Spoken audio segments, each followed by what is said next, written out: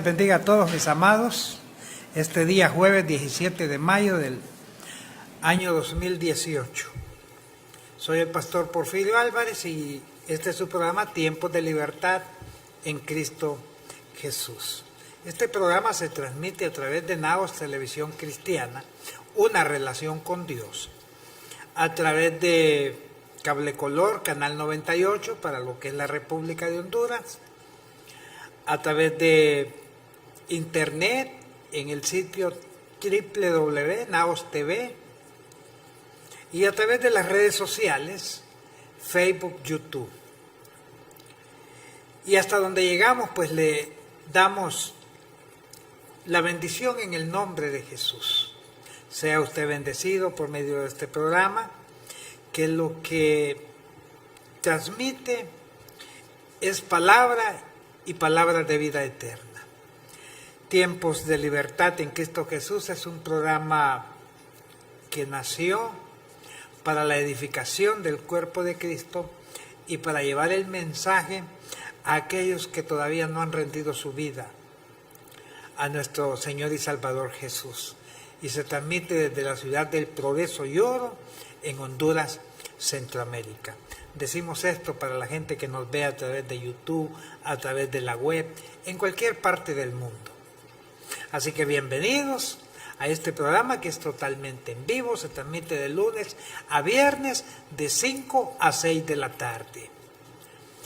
En este día pues vamos a responder a alguna serie de preguntas que se nos han hecho a través de los días y que vamos recopilándolas para darles respuestas en los programas que se transmiten en cualquier día de la semana.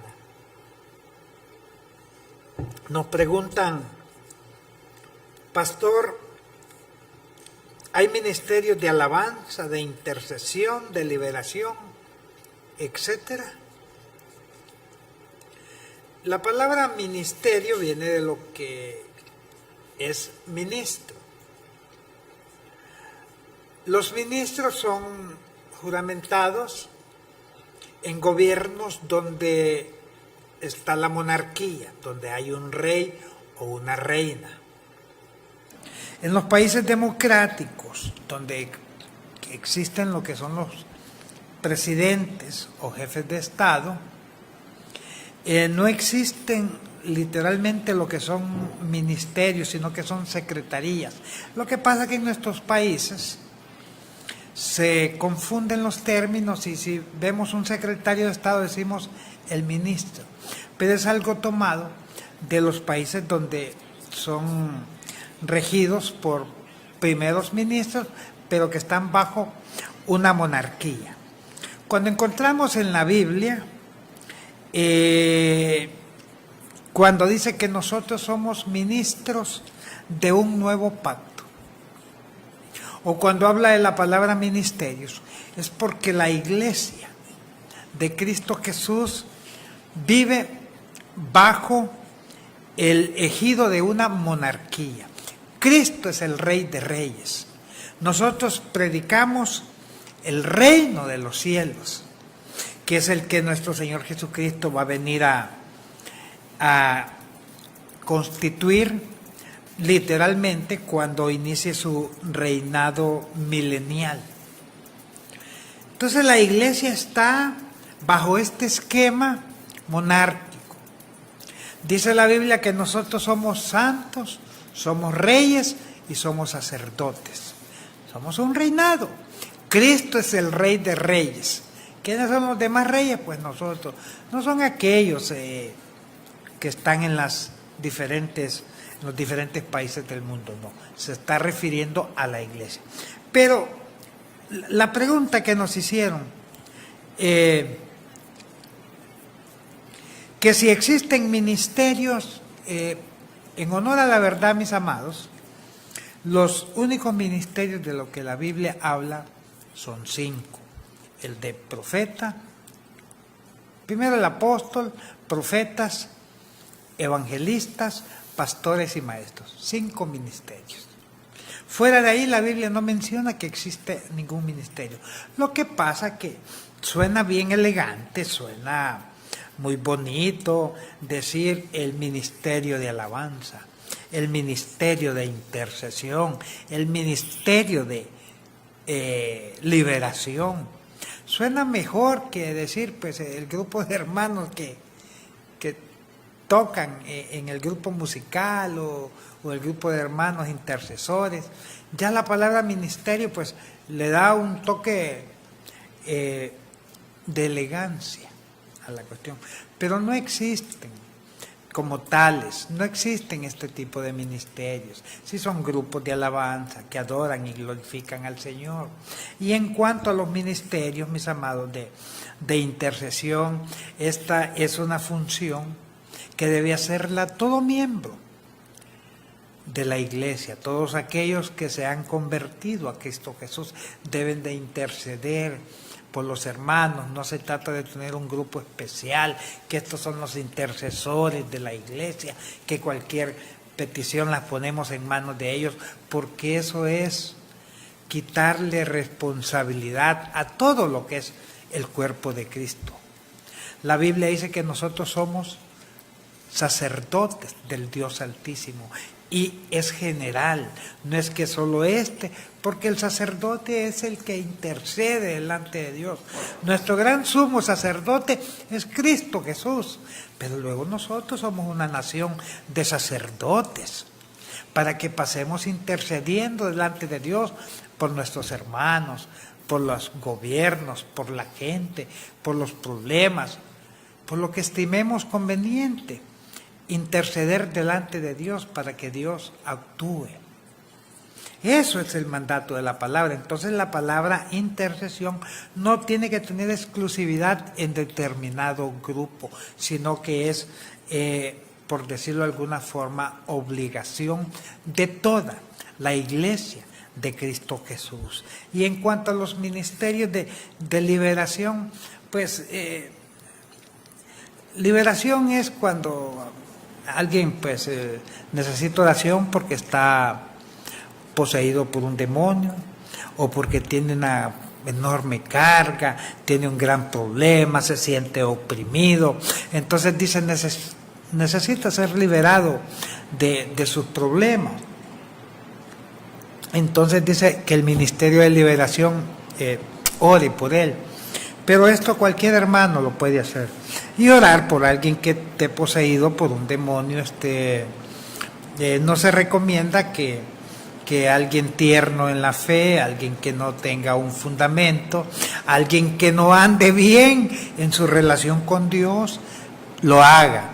Porque tenemos ejemplos en la Biblia, en el libro de los Hechos, cuando unas personas quisieron exorcizar a un endemoniado y le dijeron en el nombre del Cristo que predica Pablo, y este endemoniado más bien les pegó una coscorroneada que quedaron locos. Entonces no recomendamos a personas que son nuevas, tiernas en la fe, personas inmaduras, personas emocionalmente inestables, que vayan a hacer este tipo de cuestiones, porque esto es para gente madura. Miren, el tratar con un endemoniado no es como estarse chupando un confite, valga el término, sino que es algo más serio. Y hay que tener el discernimiento de espíritu, que esto es un don del Espíritu Santo en la persona. Hay quienes ven endemoniados en todos lados. Hay quienes andan desatando y rompiendo cadenas de cualquier cosa. Espíritu de compra chica, espíritu de risa, espíritu de... Bueno, en todo ven malos espíritus. Entonces hay que discernir, porque muchas veces se trata simplemente de la conducta o el carácter del hombre. La vez pasada estábamos en una reunión, en una asamblea, un congreso, y una doñita por allí y estaba y al ratito vi una serie de personas alrededor de ellas orando por ella porque liberándola, según ellos, de que estaba poseída por un demonio. El pastor, el anfitrión de ahí me llamó y me dice, hermano, me dice, venga, incorpórese aquí, me dice, para que oremos, o hágase cargo, me dice, oremos por ella. Entonces me acerqué, la quedé observando sin decirle nada, y le miré su rostro, le miré sus ojos, le miré sus actitudes, y delante del grupo le pregunté, ¿usted ha tomado alcohol? Y me quedó viendo, sí, me dice, tomé tanta cantidad de copas. Esta mujer andaba borracha.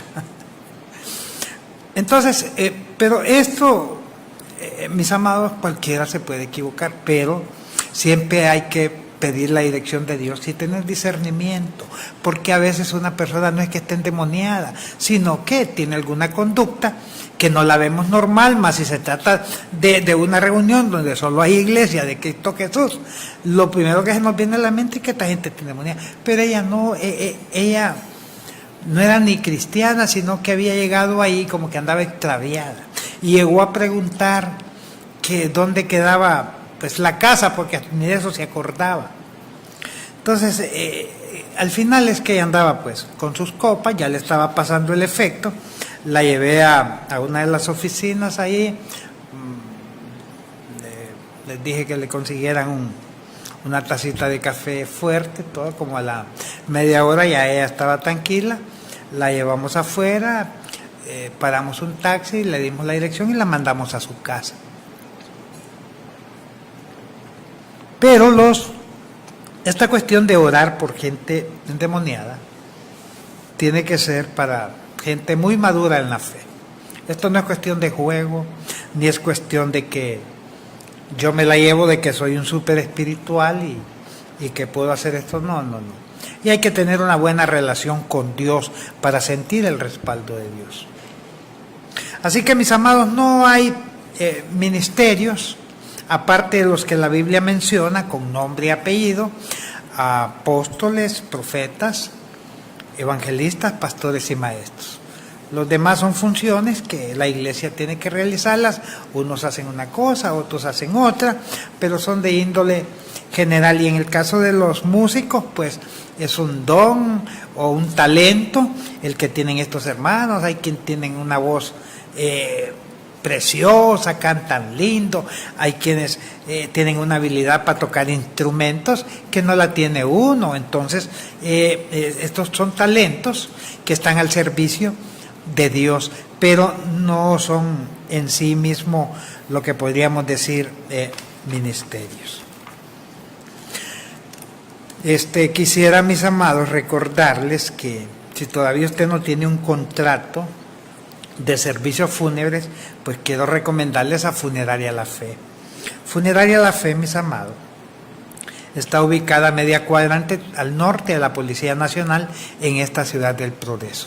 Es atendida por el hermano José Erling Humansor.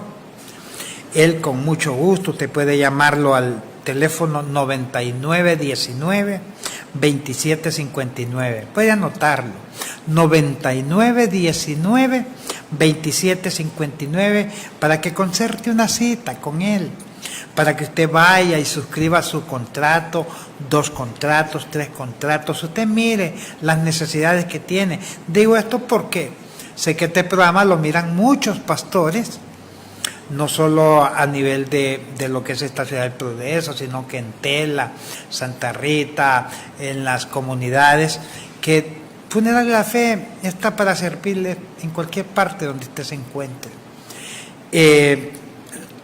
Brinda el servicio de ataúdes, servicio de preparación de cuerpos, el servicio de traslado, como que alguien fallece en un lado, hay que irlo a traer para darle sepultura en otro lado. Ahí está Funeraria La Fe. Lo que es los utensilios para la velatoria y el servicio de placas memoriales.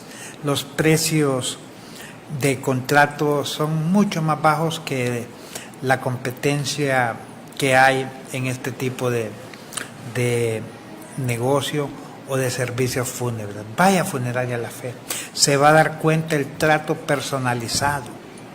Yo tengo testimonios de personas que se congregan en diferentes iglesias y dicen, no, cuando nosotros pasamos una situación que se nos muere un miembro, solo llamamos al hermano Erlindis y nos da un servicio excelente.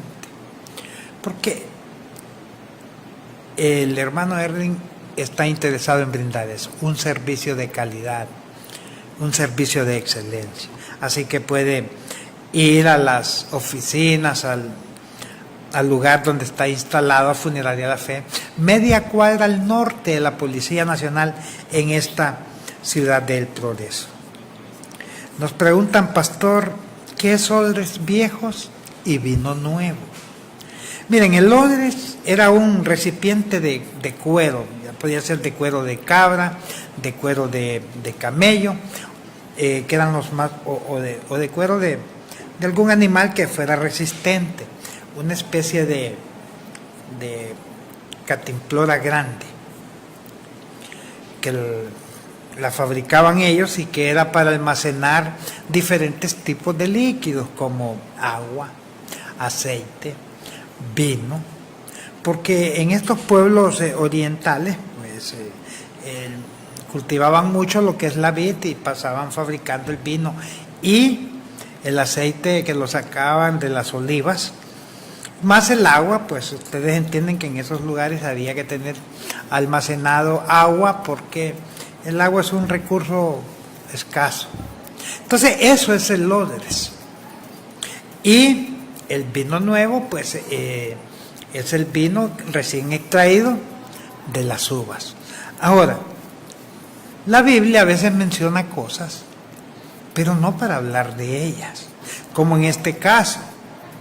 Jesús dijo, no se puede almacenar vino nuevo en odres viejos, porque el vino nuevo rompe y hace estallar al odre viejo. Miren, el odre cuando está viejo se pone todo duro, talludo y con algunas hendiduritas, pero que no han atravesado todo. Y cuando se deposita el vino nuevo, este odre estalla, se termina de romper. Entonces se pierde el vino y se termina el odres. Entonces Jesús pone este ejemplo, porque el odres es el judaísmo, es la religión judía a la que Jesús se está refiriendo en este pasaje, y el vino nuevo a su palabra, a su mensaje, a las buenas nuevas de salvación. Entonces Jesús dice, yo traigo un vino nuevo, vino que es sinónimo de gozo, de alegría, pero no puedo depositarlo en estos odres viejos, porque lo van a estallar y se va a perder el vino. Por eso Jesús preparó la iglesia, nuevos depósitos, nuevos odres. Y la palabra de Dios está en la iglesia de Cristo Jesús, que también la iglesia es recipiente del Espíritu Santo de Dios. A eso se está refiriendo Jesús en estos pasajes, y menciona odres y menciona vino, pero no precisamente para hablar de lo que es el odres o hablar de lo que es el vino, sino que son figuras representativas de lo que habría de ser. Cuando Jesús llega a las bodas del Caná de Galilea, hace un vino nuevo. Imagínense el significado que tiene esto que hizo Jesús ahí. Ustedes quizás podrían pensar, no, pero es que era una boda y que se había terminado el vino. No, la enseñanza que Jesús está dando de lo que habría de ser de ahí en adelante. Recuerden que en las bodas del Caná de Galilea fue la primera reunión pública a la que Jesús asistió en su ministerio. Fue la primera reunión y fue a hacer vino nuevo, que es representación de lo que es el evangelio de salvación. Y dijo el contramaestre, el catador, dijo, jamás he probado un vino tan bueno como este. Es que el evangelio, la palabra de Dios, las buenas nuevas de salvación son como la miel, mis amados, que destila del panal. Es deliciosa esta palabra, y no solo nos llena de nuestro paladar, nuestro gusto, sino que nos reviste, mis amados, de vida eterna. Eso, mis amados, es lo que significa lo que es esta parte de la Biblia donde se habla del odres viejo y el vino nuevo. Damos gracias a Dios por su sintonía. Quiero saludar a mi esposa, mis hijos, saludar a los miembros de la Iglesia de Dios, embajadores del Nuevo Pacto, tanto los de Colonia Primavera como los de Barrio San Miguel, Fátima, San Martín, 2 de Julio, San Miguel, Brisas de Lulúa, que tenemos muchos miembros de estos barrios que se congregan aquí con nosotros en Barrio San Miguel. A propósito, si usted no tiene una iglesia donde congregarse, visítenos. Estamos en la última calle, una cuadra al este de lo que es la bomba de la estación de bombeo de la municipalidad, ahí en Barrio San Miguel, una cuadra al este. Ahí está la Iglesia de Dios, embajadores del Nuevo Pacto, un edificio de 2 plantas más una terraza. Ahí tiene un rótulo grande en la parte de en medio donde está el nombre de la congregación o el nombre de la iglesia, por decirlo de una forma que se entiende mucho mejor. Nos preguntan, ¿nació de nuevo el ladrón de la cruz? Sí, nació de nuevo. Jesús dijo que el que no naciere de nuevo no puede entrar al reino de los cielos. Entonces no podemos aducir que el que no ha nacido de nuevo entra al reino de los cielos. Lo que pasa es que mucha gente cree que el nuevo nacimiento es algo que se va dando paulatinamente, o que se va dando por etapas, o que es un proceso. El nuevo nacimiento, mis amados, es más rápido que aún como cuando el feto está en el vientre de la madre, porque se sabe que tiene que esperar 9 meses para lo que es su formación de todos sus miembros, de todos sus órganos, y luego la madre da a luz. En el nuevo nacimiento de la Biblia, eso es inmediato. Eso se hace realidad en el momento en que la gente rinde su vida a los pies de Jesús. En ese momento Jesús lo perdona de todos sus pecados y el Padre lo abraza como hijo, pero como hijo ya nuevo, como alguien que ha sido engendrado en Cristo Jesús, porque dice la Biblia que somos engendrados en Cristo Jesús. Entonces el nuevo nacimiento es inmediato. En el mismo momento que recibimos el perdón de pecados, porque Jesús expió nuestros pecados, ahí recibimos el perdón, recibimos la santificación, recibimos la justificación, recibimos la vida eterna y también la glorificación, aunque es un proceso que es algo, no un proceso, es algo que se va a dar a consumarse cuando el cuerpo ya resucite en el día postrero. Pero todo se hace en ese mismo instante. Entonces el nuevo nacimiento, mis amados, no crean que es venir o dejar de. Hay gente que dice, no, es que el nuevo nacimiento es dejar de beber, dejar de adulterar, dejar de hacer los pecados que se acostumbraban a hacer y que cuando se van dejando, pues es que ya hemos nacido de nuevo. No. Porque hay cuestiones internas que hay creyentes que nunca las dejan de hacer. Por ejemplo, ¿es pecado el chisme? Claro que es pecado, dice Santiago, el escritor Santiago, que la lengua es algo que le mete fuego a cualquier bosque, que está inflamada por las llamas del infierno. Hay gente que se dedica al chisme y pasan años y años y años y cristianos y nunca dejan de ser chismosos. Imagínense, entonces esta gente, si fuera por dejar de hacer cosas, nadie nacería de nuevo. Porque el pecado nuestro es continuo, a diario. Aunque no hagamos las cosas, pero las concebimos en la mente. Y a veces involuntariamente, y cuando hemos acordado, ya hemos pecado, reaccionamos, pero después de. Entonces lo que nos queda es recurrir a la misericordia de Cristo y pedirle perdón al Padre en el nombre de Jesús. Entonces, el nuevo nacimiento no es algo que se va dando por etapas, es algo que se da en el mismo momento en que recibimos a Jesús como nuestro Señor y Salvador. Entonces, el ladrón de la cruz sí nació de nuevo porque él dijo: Señor, acuérdate de mí cuando estés en tu reino. La palabra Señor en ese tiempo era algo comprometedor, era rendirse a quien se le decía Señor. En otras palabras se le decía: Él es mi amo, yo lo obedezco. Y este ladrón le dice Señor. Digo ladrón porque es la tradición, pero no sabemos cuántos delitos tenía. Y él le dice a Jesús: Señor, acuérdate de mí. Y Jesús le dijo: de cierto te digo que hoy mismo estarás conmigo en el paraíso. Entonces sí nació de nuevo el ladrón o el delincuente que estaba con Jesús. Ahí está un número en pantalla: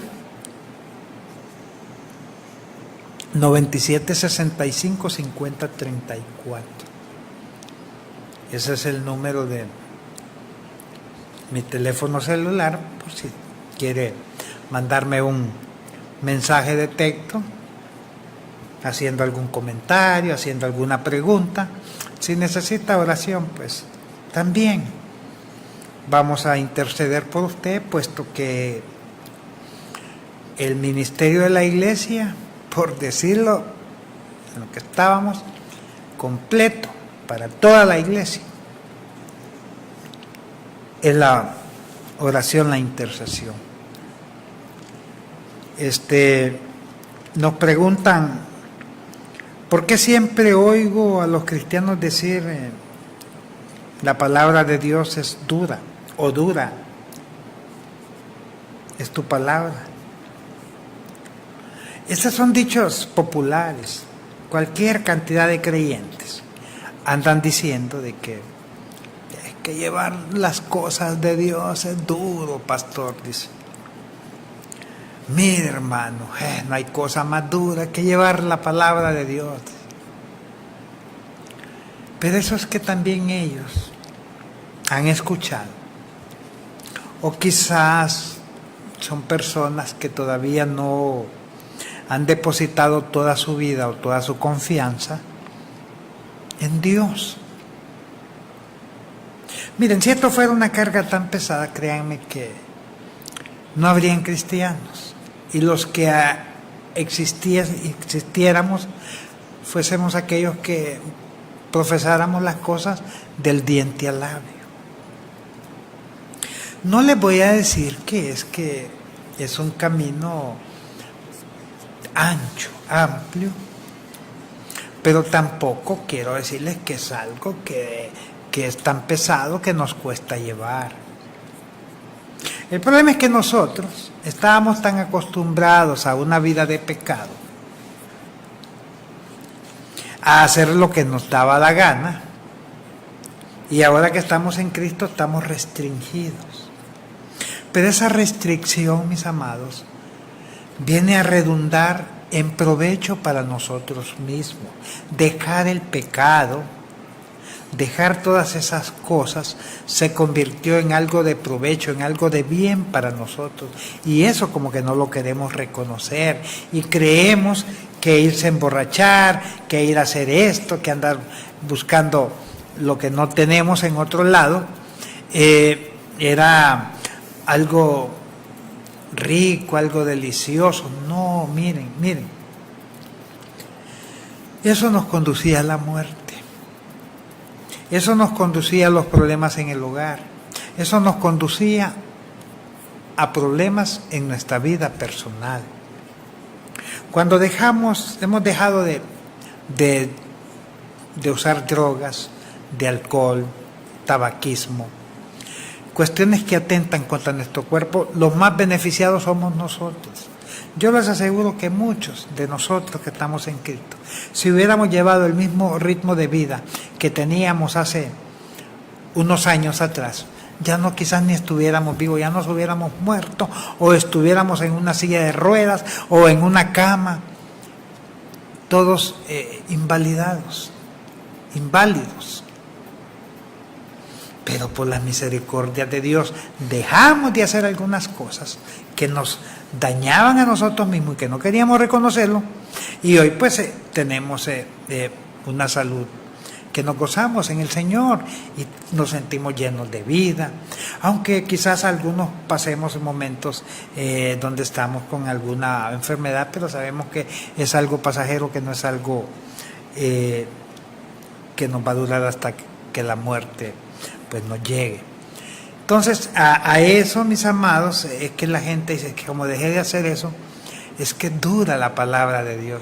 Miren, Jesús dice en Mateo 11:30, mi yugo es fácil de llevar y ligera mi carga.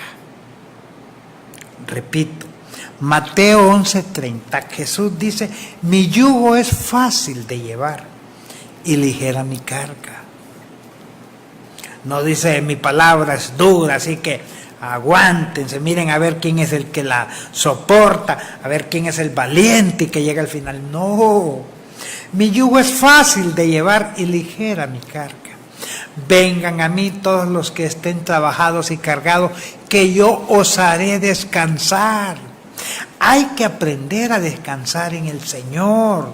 Cuando aprendemos a darle todas nuestras cargas a Él, vivimos una vida liviana, una vida ligera, una vida que no tiene cargas, porque cuando hay liberación espiritual, hay liberación emocional y hay liberación física.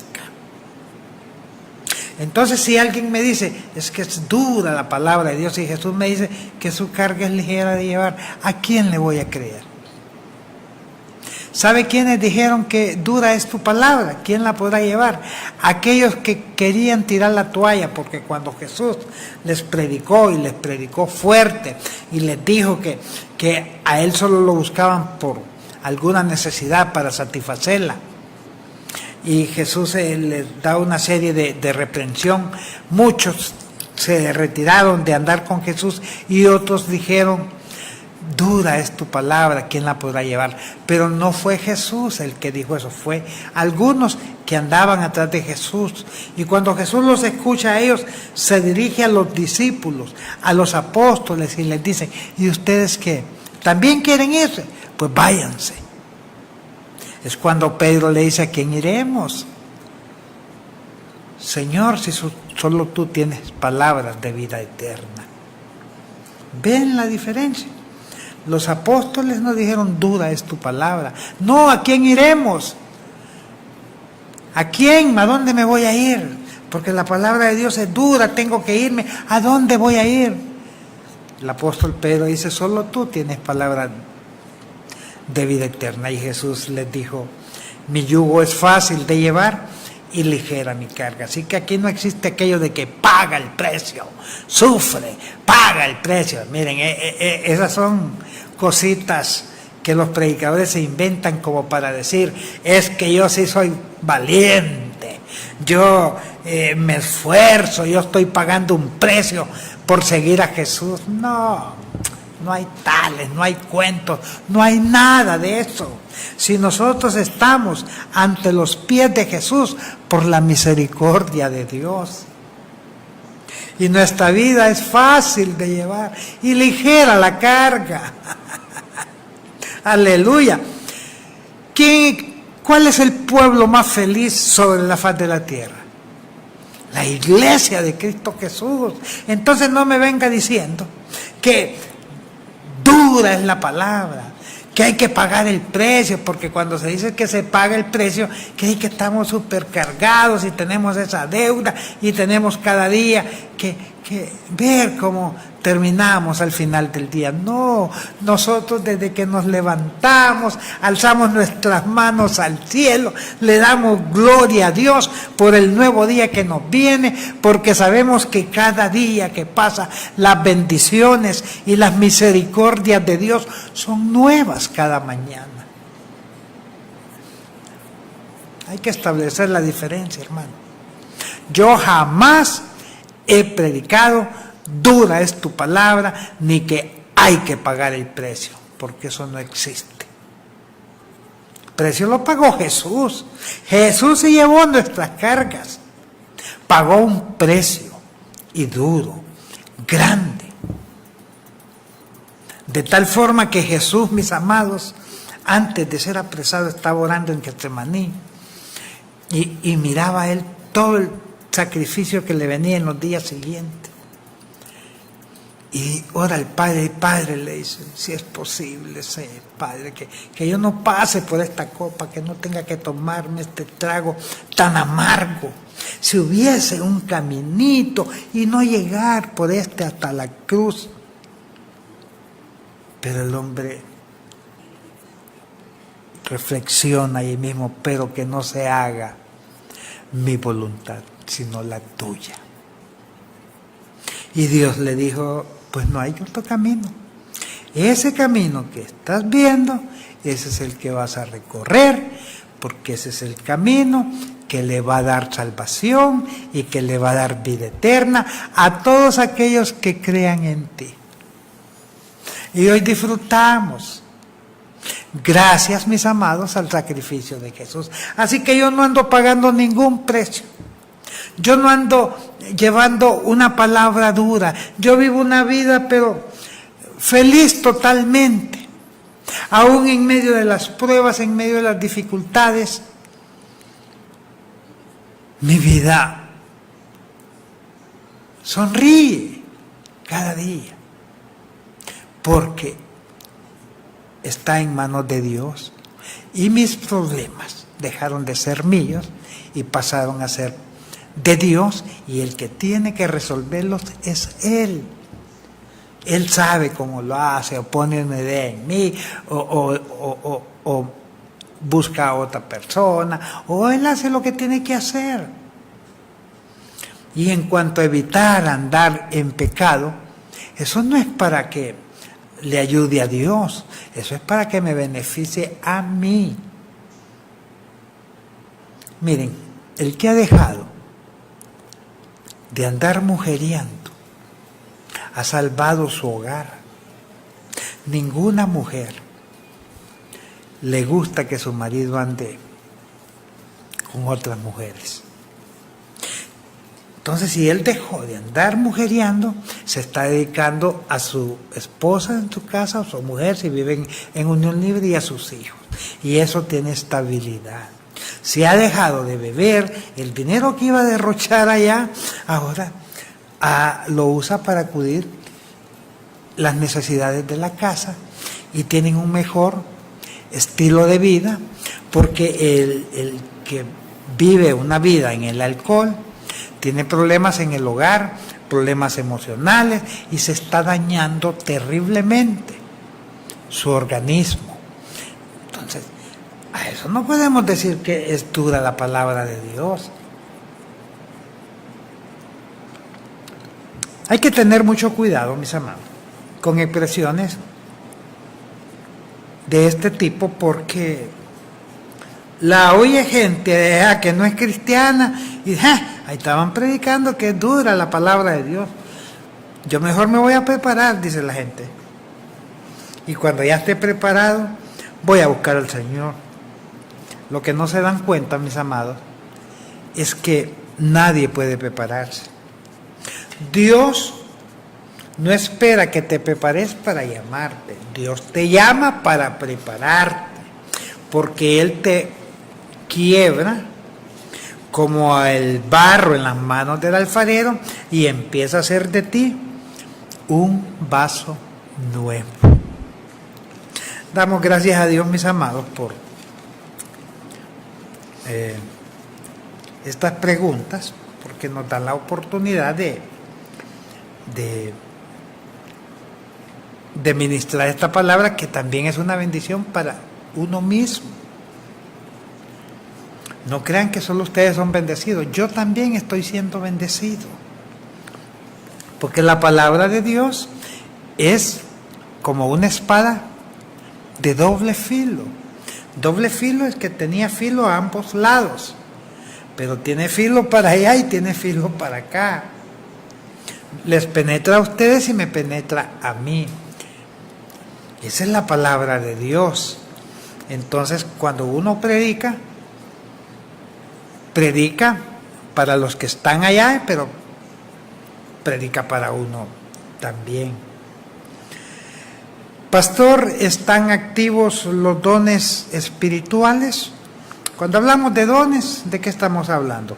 Los dones del Espíritu Santo, como son el don de los más comunes, el de lenguas, interpretación de lenguas, dones de sanidad, don de fe, palabra de sabiduría, palabra de ciencia, discernimiento de espíritus, y son 9. Y hay otros dones que se le llaman operaciones, que son dadas por el Padre, y también están los ministerios, que también son dones dados por nuestro Señor Jesús. Entonces, cuando nos preguntan si están activos todos los dones espirituales, sí están activos. Hay algunos grupos de creyentes que enseñan a sus congregaciones que ya algunos dones cesaron. No creen en los dones de lenguas, interpretación de lenguas, don de profecía, e incluso dones de sanidad. Pero en mi caso particular y la iglesia del Señor, a la que Dios nos permite ministrar, sí creemos en los dones activos y completos. Jesús es el mismo de ayer, hoy y por los siglos.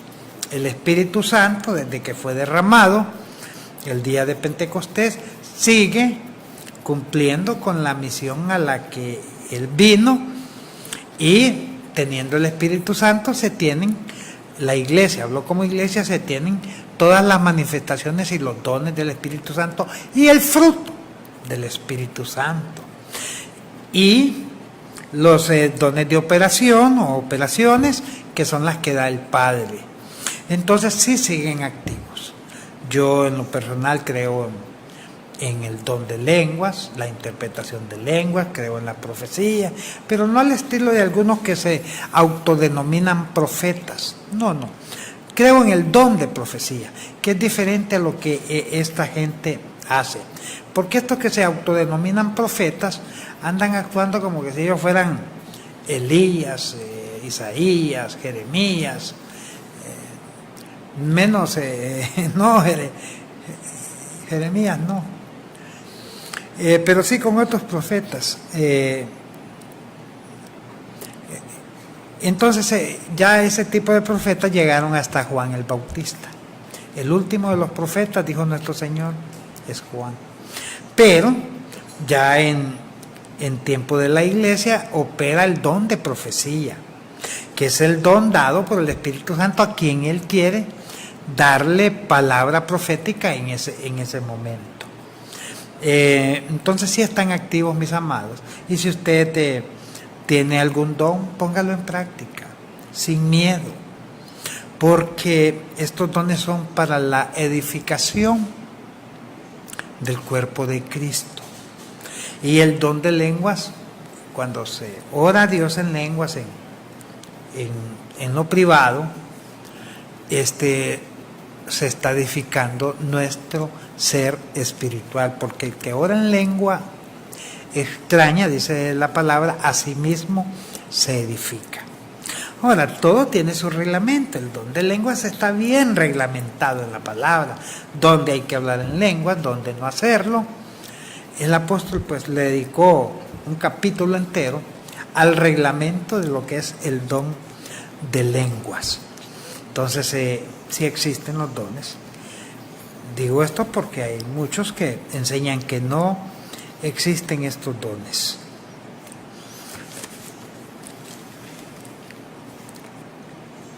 Pastor, ¿qué es la abominación desoladora? Ya van varias veces que me han hecho esta pregunta, pero la frase abominación desoladora se refiere, mis amados, a dos partes en la Biblia. Una abominación desoladora mencionada por nuestro Señor Jesucristo en el libro de Mateo, en el capítulo 24, versículo 15, donde Jesús habla cuando veáis la abominación desoladora. Para los judíos de ese tiempo atrás, había existido otra abominación desoladora que había sido profetizada en el libro de Daniel y que se cumplió en tiempos de un gobernante llamado Antíoco Epífanes. Este gobernó Jerusalén o la nación hebrea entre unos 200 años antes de Cristo, unos 180, 185 años de Jesús. El imperio griego se había dividido en 4 partes después de que falleció Alejandro Magno, y 4 reyes se repartieron lo que era el vasto o todos los dominios y países que estaban bajo el dominio del imperio griego. Y este Antíoco Epífanes pues le tocó gobernar esa parte de Israel y otras comunidades, otros países, y él se metió al templo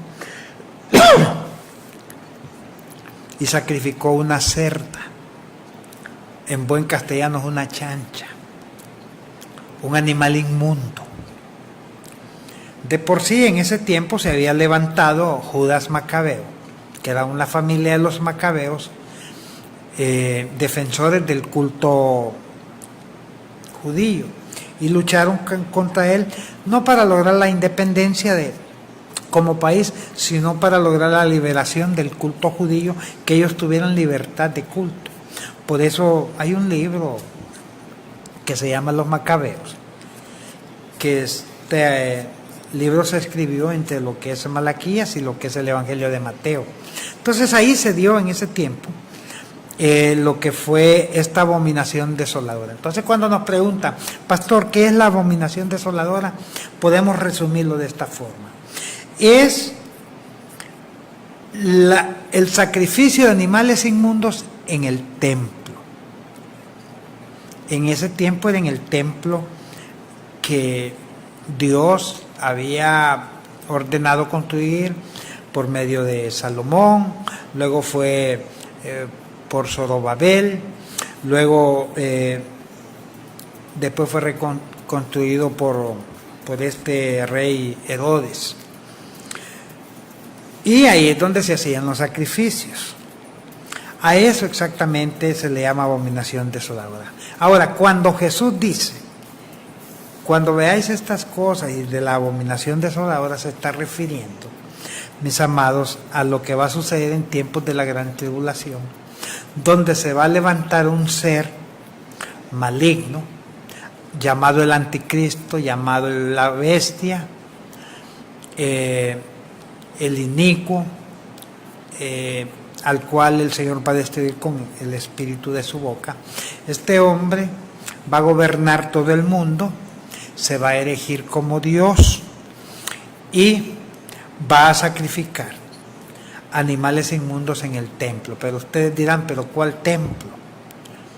Miren, no hay ninguna profecía que nos diga que se va a construir el tercer templo judío. Pero todos los acontecimientos proféticos apuntan a lo que es una gran tribulación y a una serie de acontecimientos que se van a dar en un lugar específico donde se va a adorar a Dios. En la actualidad, mis amados, ya en Israel está lo que son las maquetas del templo que quieren construir. Ya tienen seleccionado 40 sacerdotes para oficiar en el templo y todos son de la tribu de Leví. ¿Cómo los buscaron? Pues por los apellidos, y fueron haciendo selección de personas hasta que llegaron a este número de 40, que ya los tienen. Ya tienen elegido a lo que es el gran sumo sacerdote. Ya construyeron nuevamente lo que es la menorá, el candelabro de 7 brazos, valorado en $30 millones, de oro macizo retorcido con piedras preciosas. Bueno, es una belleza. Ya encontraron el arca del pacto, ya el Instituto del Templo, que es esta organización encargada de lo que es de la reconstrucción de lo que es el templo y de lo que es el culto judío. Ya dieron los anuncios, está bajo el poder del gobierno israelí, a la disposición de el Instituto del Templo cuando éste requiera el arca del pacto, porque ellos van a reiniciar nuevamente lo que es el culto judío, más los sacrificios que se operaban en el Antiguo Testamento, los van a reanudar. Ya tienen el velo del templo, ya tienen los utensilios, ya tienen todo construido tal como estaba ordenado por Dios en el templo o en el tabernáculo y después en el templo que construyó Salomón. Así que para aquellos que son escépticos a estas cosas, deberían de informarse un poquito más. Miren, ahora con el alcance de la tecnología, uno tiene toda la información en nuestras manos para darnos cuenta. Yo no les estoy diciendo cosas que sean sacadas de mi mente o de páginas mentirosas, porque esto está confirmado.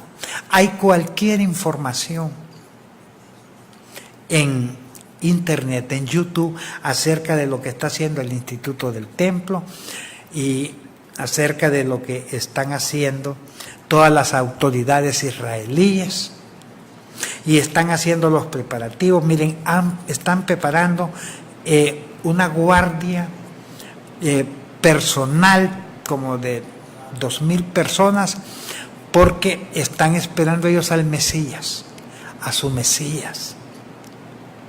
Israel se está preparando para ello.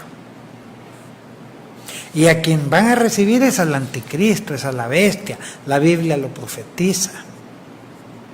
Pero a la mitad de la gran tribulación, porque estamos hablando de 7 años, a los 3 años y medio, 42 meses, este anticristo a quien ellos van a decir, o que el mundo va a decir, ¿quién como la bestia? Va a hacer este tipo de actos, se va a oponer a todo lo que se llama Dios y se va a erigir él a sí mismo como Dios y a sentarse en el lugar santísimo, que eso ya vendría a ser como entre comillas, porque el lugar santísimo dejó de existir en lo que era el templo para nosotros como iglesia, pero para los hebreos, para los judíos, ellos en su mente creen que van a levantar el tercer templo y que ese es el de Dios y que va a haber un lugar santísimo. Eso es lo que ellos creen, aunque están profundamente equivocados, porque el Mesías, el Salvador de esa nación y del mundo entero ya vino y se llamaba Jesús de Nazaret, nuestro Cristo bendito, el ungido de Jehová. Ahí se va a dar el cumplimiento a esta otra profecía que Jesús dijo: y cuando miréis la abominación desoladora.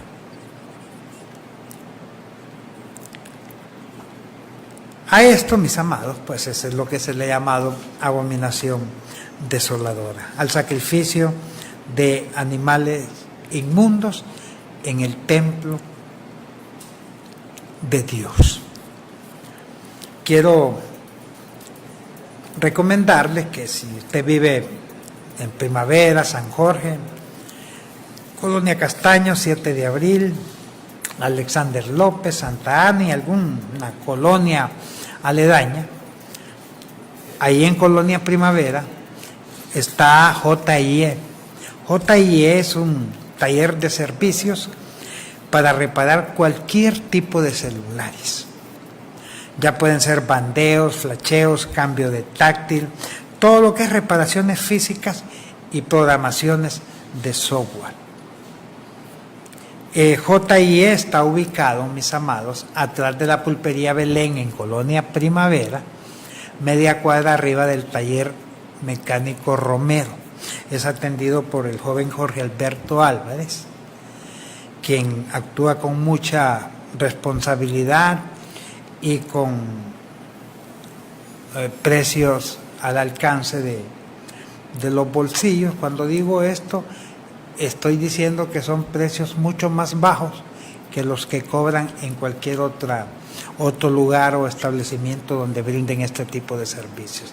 JIE, mis amados, es reparación de celulares, atendido por Jorge Alberto Álvarez, Colonia Primavera, ubicado atrás de la pulpería Belén. Ahí por la calle del bus está la pulpería Belén. En la parte de atrás está el taller Romero y media cuadra arriba está JIE.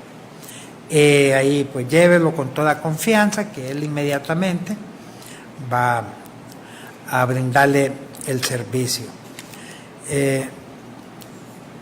Una pregunta más. Pastor, ¿es cierta la frase Dios nos necesita? No. Dios no necesita a nadie para nada. Él es autosuficiente. A veces nosotros decimos es que yo hago esto para Dios. Claro, pero lo hacemos porque estamos agradecidos con Dios, no porque Dios necesite. Es que cuando decimos si Dios nos necesita es como decirle que Dios es total o en parte dependiente de nosotros. Incluso yo he escuchado a predicadores decir que Dios sin nosotros no hace nada. Miren, eso es una aberración mental y bíblica. Hay quienes dicen que si nosotros no predicamos tampoco la gente se va a convertir. Yo predico el Evangelio porque quiero compartir aquello que Dios ha hecho conmigo, porque no quiero tener esta riqueza y este tesoro secuestrado o escondido. Quiero compartirlo, porque la luz que Dios me ha dado, tengo que ponerla en lo alto para que alumbre a los demás, no tenerla secuestrada y que nadie se dé cuenta. Por eso predicamos el Evangelio. Pero que Dios tiene maneras para que la gente se convierta, sí, las tiene. Incluso en el libro de Apocalipsis, en tiempos que ya no esté la iglesia, va a levantar 144,000 de las tribus de Israel, y algunos ángeles van a andar predicando el Evangelio.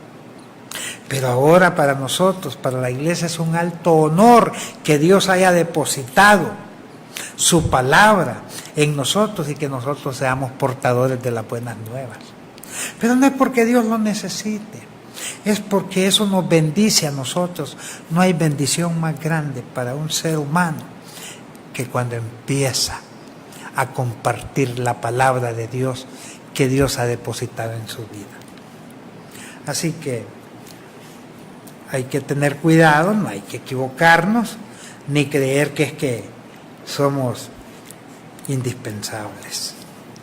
Bien, mis amados, llegamos al final de esta emisión de su programa Tiempos de Libertad en Cristo Jesús.